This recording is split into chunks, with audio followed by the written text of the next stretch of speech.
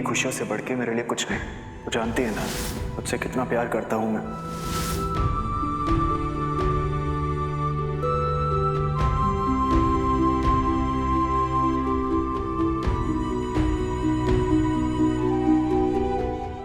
रो मत उन्नति, सब कुछ ठीक हो जाएगा।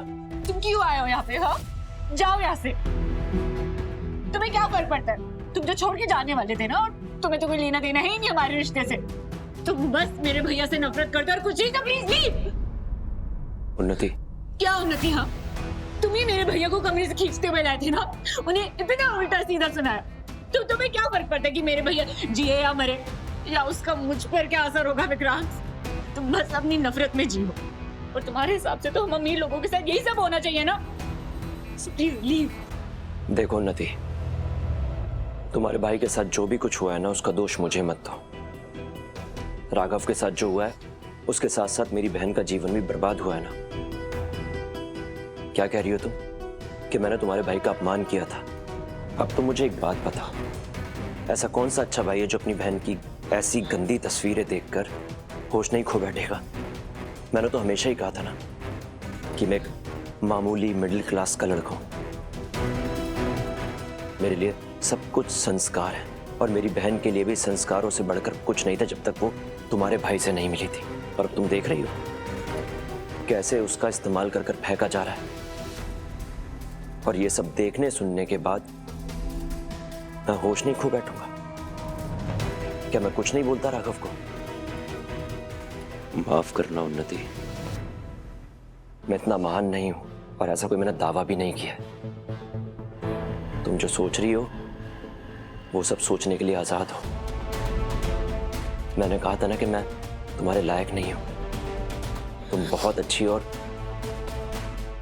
मैं बहुत बुरा। तो बेहतर है कि मुझे हमेशा के लिए यहां से चला जाना चाहिए। प्लीज प्लीज मत जाओ, मुझे प्लीज छोड़ के मत जाओ।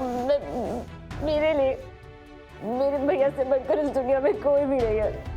उनकी जो हालत है मुझे देख के बहुत गुस्सा आ रहा है। शायद वो सारा गुस्सा तुम पे निकल गया। प्लीज मत जाओ। मैं इस वक्त बहुत अकेली हूँ, मुझे तुम्हारी बहुत जरूरत है Vikrant. Please, I am really sorry, मैंने ओवर रिएक्ट किया। प्लीज प्लीज प्लीज कहीं मत जाओ। शांत हो जाओ।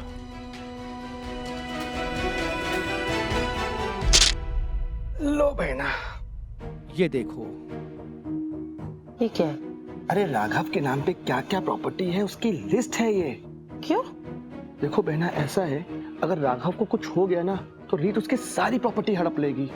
और जो कीर्ति ने रीत के साथ किया है, ये बात तो कंफर्म है कि रीत उसको लात मार के घर से निकालने वाली है। और इससे पहले कि अगर राघव को कुछ हो जाए, मैं ये सोच रहा हूँ कि उसके प्रॉपर्टी के पेपर बनवा लेते हैं और चुपचाप से जाके राघव का अंगूठा उस पर लगवा लेंगे।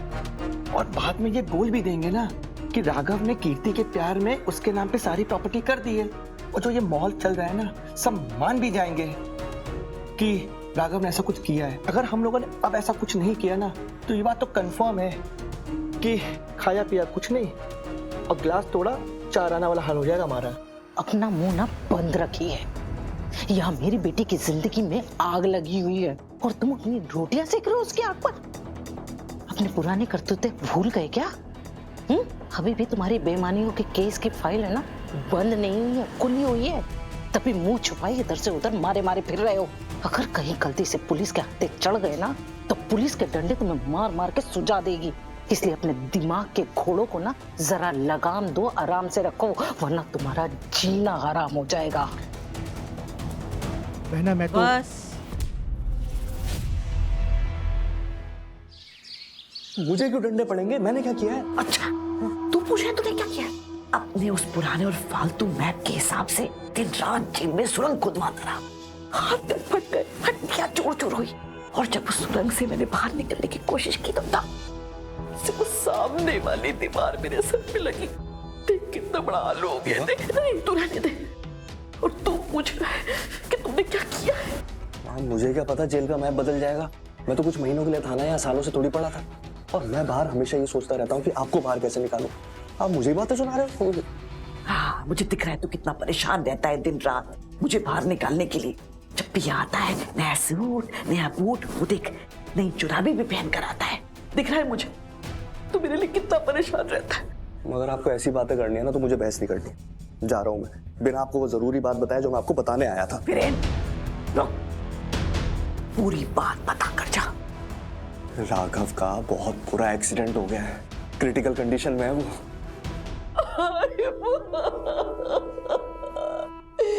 राघव का एक्सीडेंट हो गया है। ये माता रानी। हाँ माँ, आप क्यों रो रहे हो? ये तो हमारे लिए अच्छी खबर है ना कि वो मरने जा रहा है। आपको ना जेल में सच में सदमा लग गया है माँ, सटियाने लगे हो आप। अब मुझे कुछ सोच के आपको फटाफट यहाँ से जेल से निकालना पड़ेगा। राघव मौत के मुंह में जा रहा है और आप फूट फूट के रो रहे हो। ये बात तो मेरी समझ के ही बाहर है।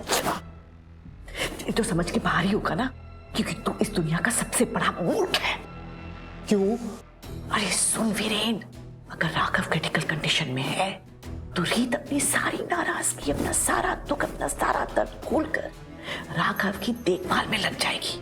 और अगर भगवान की दया से राघव बच गया और राघव को पता चल गया कि रीत ने उसकी देखभाल की है तो वो भी सब भूल जाएगा। रीत का उस पर भरोसा ना करना, घर छोड़कर चला जाना, सब भूल जाएगा। और फिर क्या होगा? क्या होगा? वो प्यार के पागल पंछी फिर से एक हो जाएंगे और मैं यहाँ जेल में बैठकर कपाई गाऊंगी। पहले तो मुझे ये बताओ, जेल का इतना घटिया खाना खा के आपका दिमाग इतना तेज कैसे दौड़ता है? मेरे दिमाग की तेजी के बारे में तू बाद में रिसर्च करना, सबसे पहले मेरी कीर्ति से बात करवा। यहाँ जेल में? हाँ, जेल में फोन लाना बहुत मुश्किल है। सुन उठ, तुझे फिरौते की पूरी रकम मिल गई थी ना, इसका मतलब तेरे पास बहुत सारी दौलत है। और पैसों के साथ क्या करते हैं? वक्त आने पर लोगों का फायदा उठाते हैं। तो यहाँ के जेल के जो गार्ड्स हैं ना, उनकी जेबें भर, ताकि वो अपने आंख और कान मेरी तरफ से बंद रखें। जल्दी से कीर्ति से बात कराने का कोई तरीका ढूंढ। मैं आता हूँ।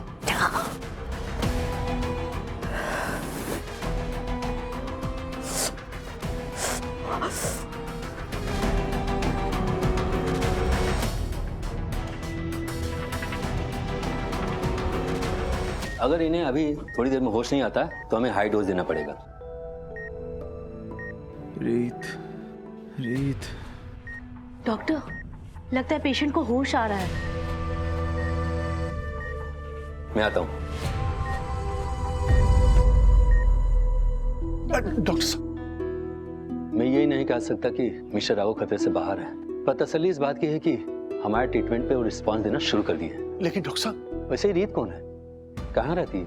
मिस्टर राघव उनका बार बार नाम ले रहे थे। रीत राघव ब्रो की वाइफ है और बहुत जल्दी यहाँ आने वाली है। हो सके तो उन्हें यहाँ जल्दी बुला दीजिए। शारदा आंटी सही कह रही थी, राघव और रीत फिर से एक हो जाएंगे। तो अब वक्त आ गया है आंटी जी के प्लान को स्टार्ट करने का।